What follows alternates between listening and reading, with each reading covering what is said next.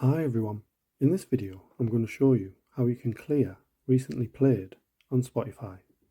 So if you find this video helpful, please give it a like and make sure you subscribe for more useful tutorials. So what you'll need to do is open up Spotify,